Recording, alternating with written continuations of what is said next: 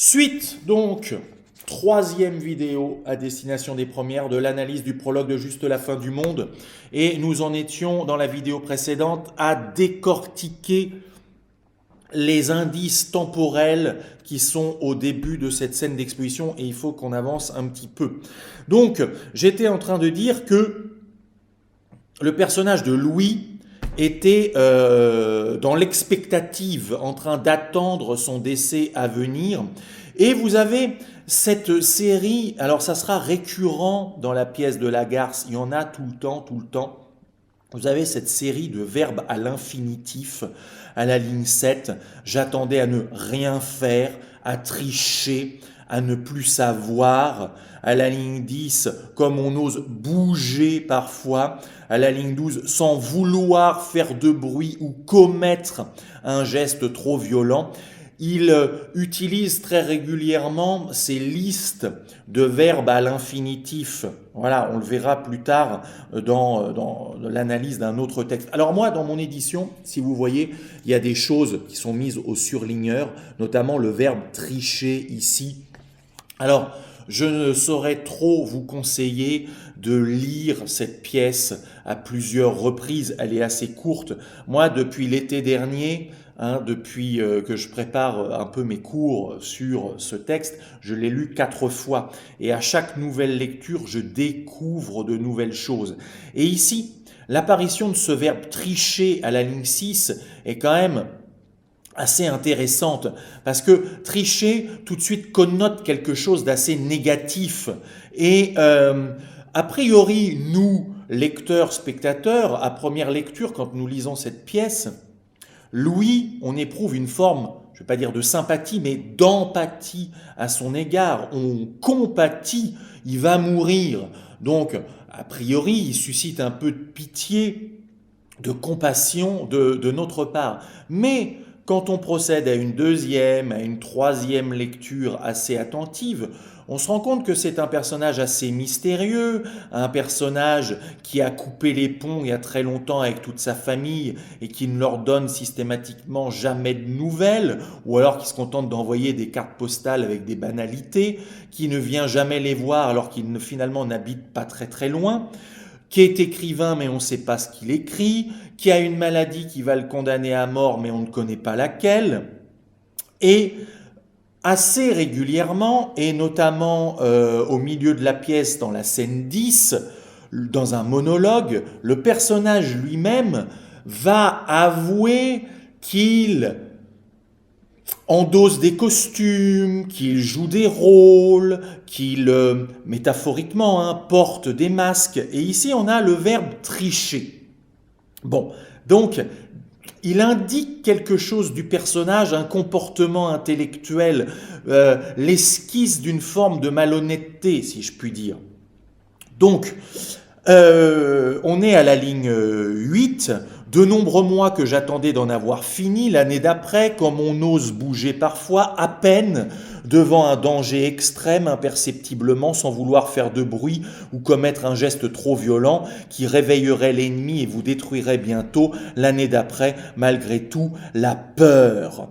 Alors, bien évidemment, c'est ici qu'il faut analyser la mise en page du texte, puisque vous avez très régulièrement des mots qui sont comme ça isolés sur une ligne. À la ligne 4, on a le « je mourrai ». À la ligne 17, on a la peur. Alors le « je mourrai », qui est mis seul comme ça, j'ai déjà eu l'occasion de le dire, il est très impactant, très puissant. Et à la ligne 17, c'est la même chose avec la peur.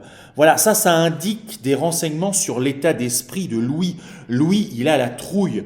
Bien évidemment, il a la trouille de mourir, mais il a aussi la trouille d'annoncer les choses à sa famille. Il repousse systématiquement l'annonce de cette mort prochaine. Alors, je rappelle que dans ma version de compréhension du texte, dans ce prologue, Louis est mort, et il raconte des choses qu'il ressentait quand il était vivant. C'est un mort qui nous parle. Voilà, ça c'est ma version, mais je ne suis pas le seul à la partager. Et il a tellement peur qu'il nous avoue que finalement, cette peur le tétanise, le paralyse, le pétrifie, il n'ose plus rien faire.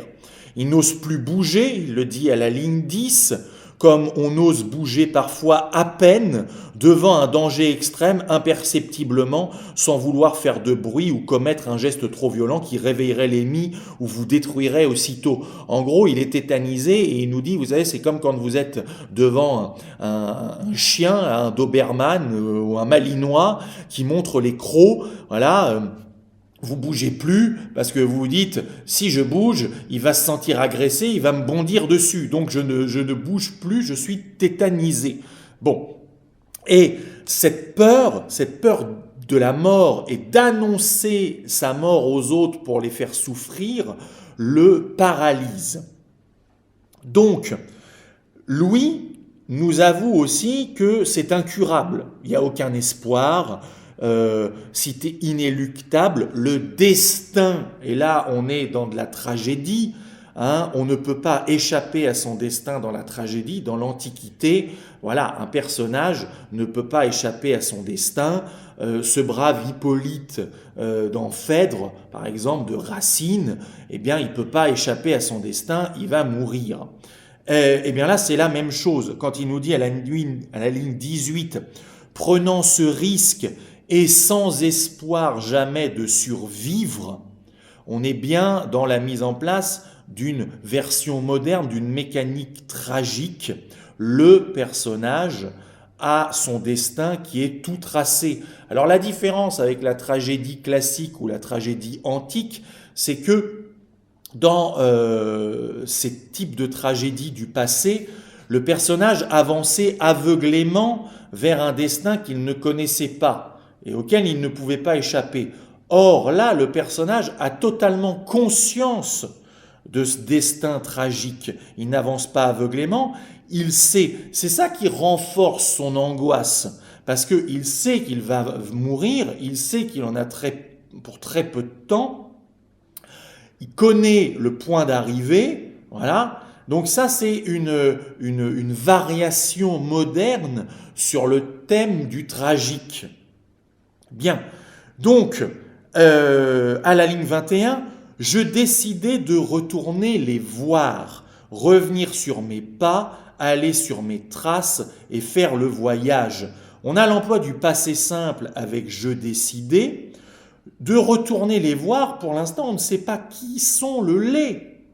Alors bien évidemment, quand on a lu la pièce, on se doute bien que ce sont les autres personnages ici présents, mais quand on est spectateur et qu'on n'a pas sous les yeux la distribution des rôles et la didascalie initiale, le les est beaucoup plus ambigu.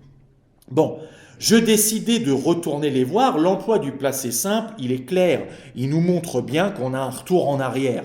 On a un personnage qui nous parle depuis... alors, il parle au présent et il fait une narration rétrospective. C'est coupé de la situation d'énonciation, c'est du passé simple, et donc c'est bien la preuve que le prologue a lieu dans le temps, bien après le reste de la pièce, et que le reste de la pièce est un flashback, comme on dit au cinéma, un récit au passé, d'un événement, et que Louis est mort. Voilà, les choses sont claires. La conjugaison nous le dit à la ligne 21. Je décidai de retourner les voir. Donc, on sait ici ce dont il est question. Je rappelle, on est toujours dans le prologue, informer et plaire. On continue d'obtenir des informations. Donc, on a des informations pour répondre à la question qui, on a des informations pour répondre à la question quoi. On sait qu'il va y avoir une rencontre. Voilà, que la pièce va tourner autour d'une discussion de groupe. Je décidai de retourner les voir, revenir sur mes pas, aller sur mes traces et faire le voyage. Et comme je l'ai dit il y a quelques minutes, on a à nouveau une abondance de verbes à l'infinitif. Alors le mode infinitif, c'est le degré zéro de réalisation de l'action verbale. C'est le mode qu'on trouve dans les dictionnaires. Le verbe n'est pas conjugué, l'action est encore virtuelle. Voilà, elle n'est pas réalisée, elle n'est pas mise en route. Et il continue pour annoncer lentement, avec soin et précision, ce que je crois, lentement, calmement, d'une manière posée. Et n'ai-je pas toujours été pour les autres et eux tout précisément, n'ai-je pas toujours été un homme posé pour annoncer, dire, seulement dire, ma mort prochaine et irrémédiable. Et là, on en est à la ligne 31. Et donc, à nouveau, regardez, vous devrez en parler, vous ne pourrez pas y échapper, vous devrez expliquer cette abondance de verbes à l'infinitif. Retourner les voir, revenir sur mes pas, aller sur mes traces, faire le voyage, annoncer une première fois, annoncer une deuxième fois, dire, seulement dire, l'annoncer une troisième fois. J'ai compté, on est à 9 verbes à l'infinitif, dont 3 fois le verbe annoncer et 2 fois le verbe dire. La garce, il est suffisamment là explicite. On voit bien que l'action de la pièce va se jouer, tourner autour de l'annonce de la mort prochaine. Il n'y a pas de suspense, c'est dit. Louis est explicite à la ligne 31, 30-31, seulement dire ma mort prochaine et irrémédiable, l'annoncer moi-même, en être l'unique messager. Alors là, le messager, c'est pareil, boum, ça nous transporte 2500 ans en arrière. Vous pensez à des pièces comme Oedipe de Sophocle, eh bien, dans ce genre de tragédie, il y a toujours des messagers. C'est-à-dire que vous avez un messager qui va annoncer au roi tel ou tel oracle. Vous avez un messager qui va... Voilà, je sais pas, dans d'autres pièces, venir voir Agamemnon pour lui transmettre telle ou telle nouvelle de la part de son frère, de Ménélas ou que sais-je. Bon, là aussi, le messager, le porteur de mauvaises nouvelles, ça, c'est très tragédie antique. Donc, Louis est explicite, il nous dit clairement la mission qu'il va chercher à remplir durant cette pièce, à savoir informer sa famille de son décès à venir. Mais nous, spectateurs et lecteurs, ne sommes pas du tout au courant de qu'est-ce qui va causer ce décès. D'accord ? On se doute que c'est une maladie, mais on n'en sait pas plus. C'est là où il y a un manque, un trou, une lacune, et c'est ça qui crée le mystère et l'information.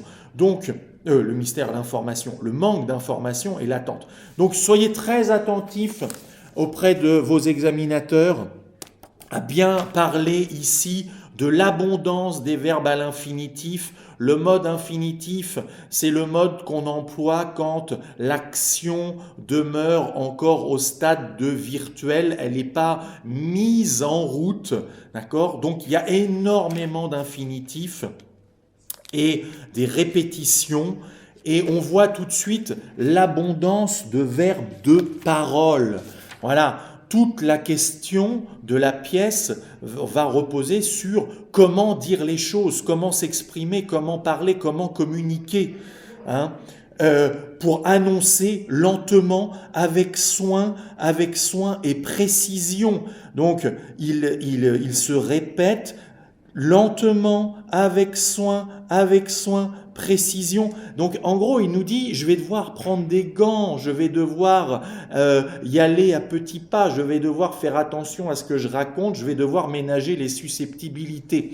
Donc d'emblée apparaît la difficulté à communiquer, la difficulté à s'exprimer, à dire les choses avec sa famille. Et c'est la sonnerie. Et à très bientôt pour de nouvelles vidéos sur GG Les Fontenelles.